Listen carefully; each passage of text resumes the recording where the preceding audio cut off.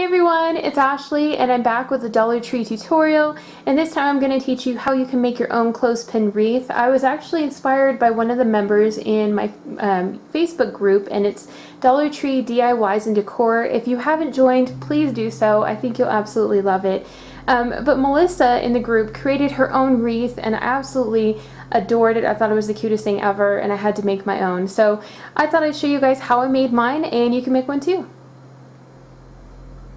Hey guys, so for this project you'll need a few different supplies here, probably not as much as I have shown, but you'll need a Dollar Tree wire wreath.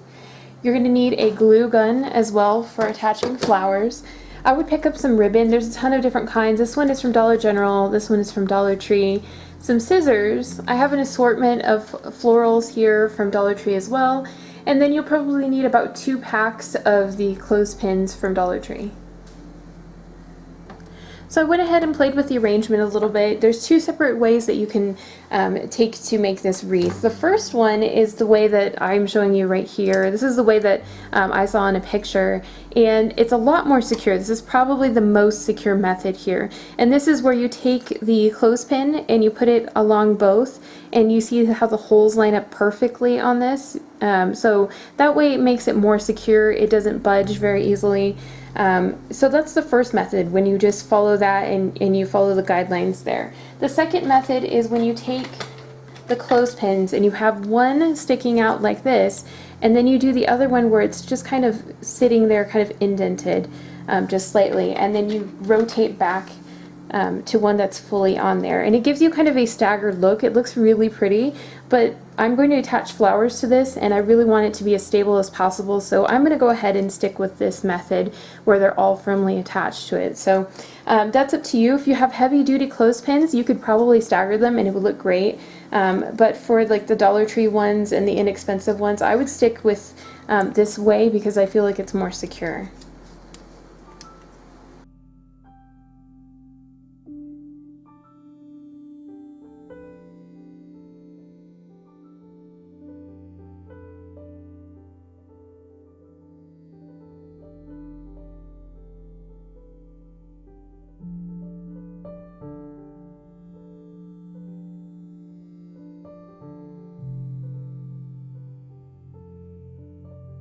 And as you can see, when you reach the end, there's a little area here where you don't have enough room to put one. And when you put the next one over, it's going to be too far and there'll be like a little indent. So what you'll want to do is kind of spread out the remaining ones and try to make it look as even as possible. So if your spaces are a little bit more even, then you can't see any of the changes in the wreath. It just looks a lot more even all the way around.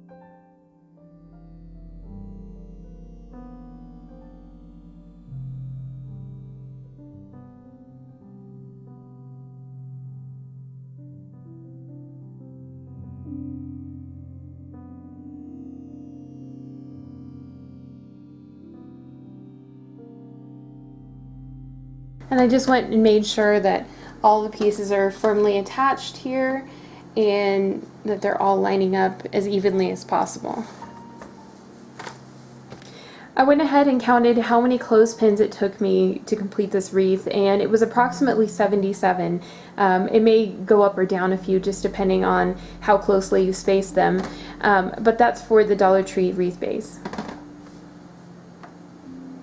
Hey guys, so now we're to the hard part slash the fun part, and we're going to decorate this wreath. So the fun part is that you get to kind of play around and decide which pieces that you enjoy the most and how you want your wreath to look. There's so many ways you can go about this. You could make a whole wreath covered with just the clothespin sticking out and have little flowers all the way around it. You could choose to decorate one particular side and kind of weight it down on one corner, and that's a really popular way to do it. It looks really lovely when you do that. You can also try to make it a little bit more symmetrical, where you add like a bow and then you have some pieces here and some pieces here. So kind of play with it and go with your creativity, because chances are if your eye likes it, then it's probably going to look really great when it's done. So I played around, and these were all Dollar Tree flower pieces. This is one of my favorites here. I really love the fact particularly that has these kind of berries and these extra little pieces here as well. Something that adds a lot of flair to any wreath or floral arrangement is if you have pieces that kind of stick out a little bit further. It just adds a little bit more interest to it. So what I'm going to go ahead and do is cut these ones down, and I'm going to start gluing them on the back here, and then we'll layer them in. So I chose that one. That's the first one I want to work with. And then I also have these, which are dahlias, and these are kind of like a multi-tonal one, but I love the fact that they have kind of a deep kind of crimson color. So when you put these together, it's going to contrast really nicely. It'll add a little bit more extra attention. And I really love these leaves with the gourd and the little pine cone. The example I saw had some different pieces like that and some pumpkins, and it looked really beautiful. So I'm going to kind of incorporate some pieces as I go, but the first step is just to cut these down, and we're going to cut them down and then hot glue them. So make sure your hot glue gun is getting warmed up. So kind of the methodology that I'm going to use is I'm going to add the accent pieces and the base pieces first, and then the pieces that I want to highlight and show up most will go on after those. So I'm going to start with this one, and I'm going to cut this down, and what I'll do is I just basically cut around the plastic, and then you can just bend it and it'll come right off.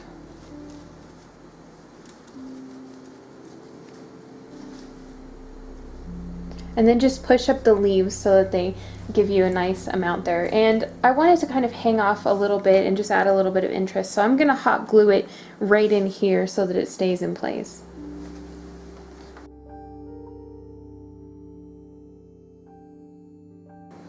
And as you're hot gluing, make sure to press it in place for about 20 seconds. That way it has as much adhesion as possible.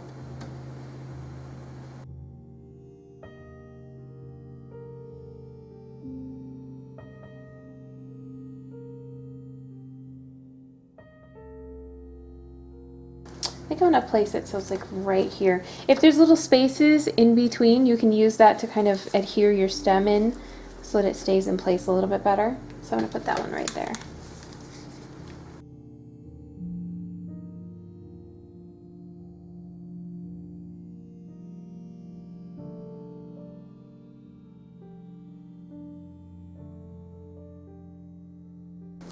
And for this area, we don't want it to be completely symmetrical, because you could do it completely symmetrical, but I'm trying to make it have a little bit more asymmetrical look. So I'm going to offset this. So this one was right towards the middle, so I'm going to put this one a little bit out further and down.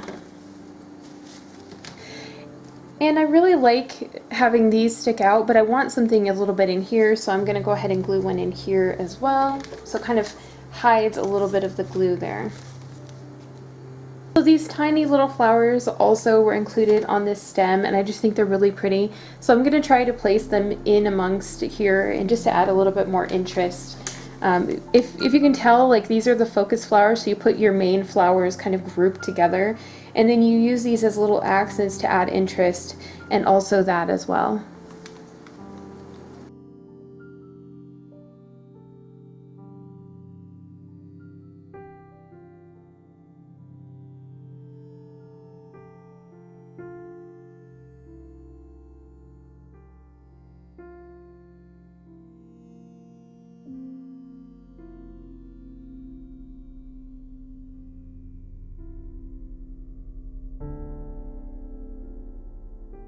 So what we're going to do is we're going to start with a single piece of wired ribbon. This is probably about 5 or 6 inches. This is going to become the center of our bow. And I have like about a 2-foot length of regular ribbon here to work with. And what I'm going to do is create some loops.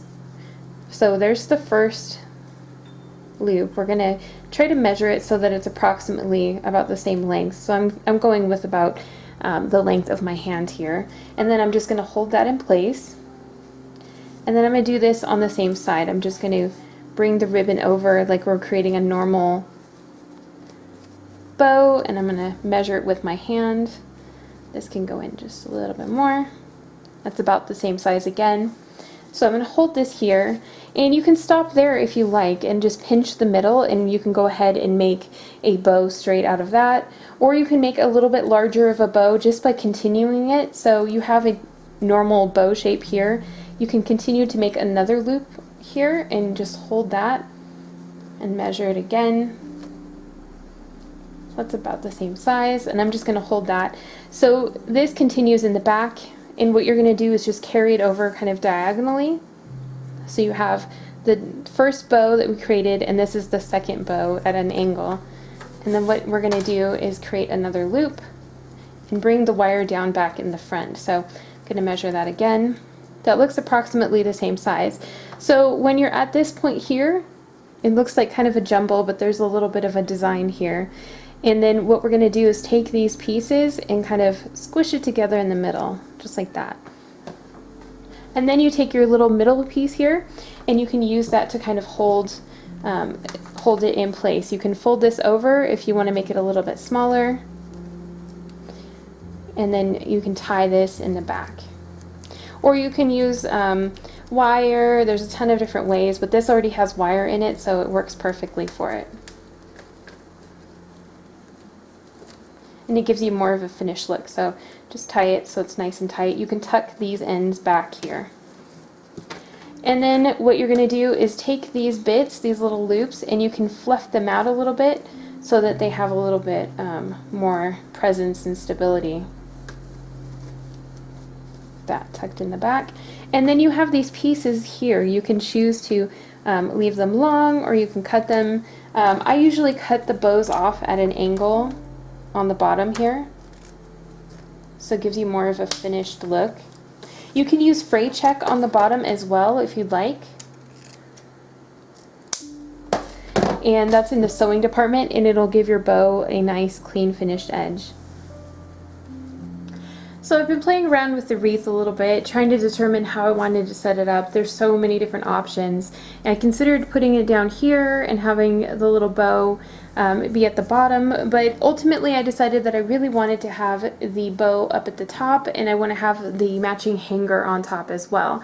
But I wanted to add a little bit more here so that it looks a little bit fuller, and I was playing around a little bit with them, and there's so many different options. I could go with the red ones, but I really was drawn to these golden kind of marigold colored dahlias. So I'm going to go ahead and use those ones instead, and I'm going to use this to kind of fill up a little bit more on the bottom, and then that way it has a little bit more interest and direction there, and then I'll go ahead and glue this one up on top.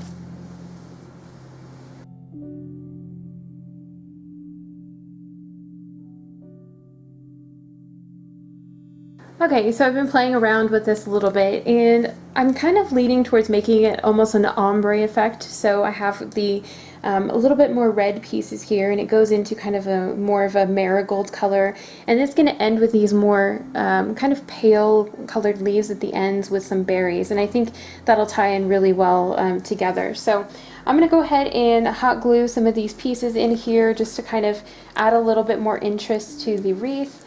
I'm going to put this behind the flower. And kind of the nice thing is when you do some little pieces as accent pieces, it gives you more layers. So the more layers and the more depth, the more interesting the floral arrangement will end up looking.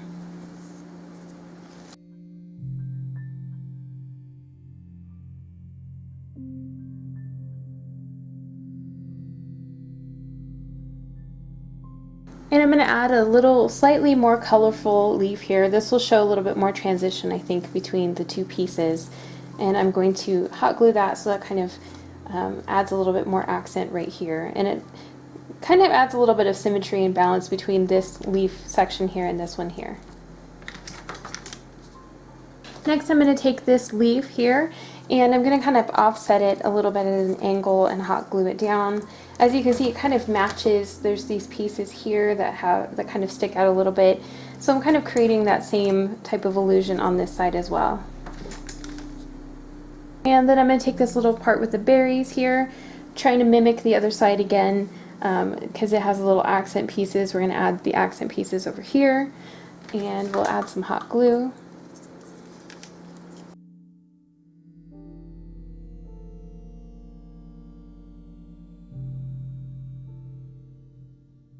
Okay, so this portion of the arrangement is finished, and we have the bow finished, so we've just got to decide where to place the bow. We could place it on the top here, which is really lovely. We can also rotate the arrangement. That's the nice thing about these round arrangements, is you can just change it up depending on however you feel. So there's a ton of different ways you can place it. And I think I'm going to go with the arrangement that I had before, and I'm just going to place this in the center, and I'm going to hot glue this here.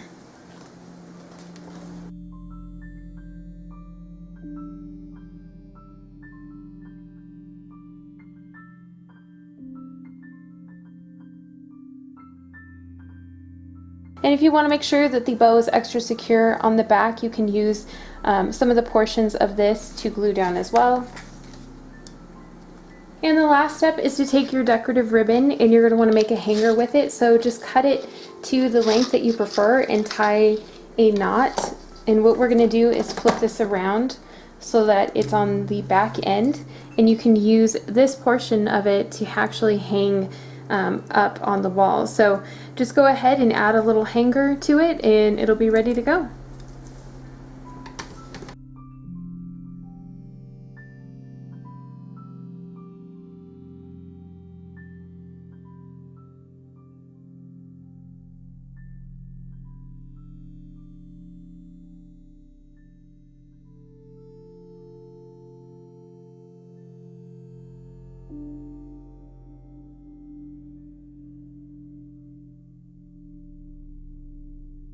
Thanks so much for watching this tutorial, guys, and thank you, Melissa, for the inspiration.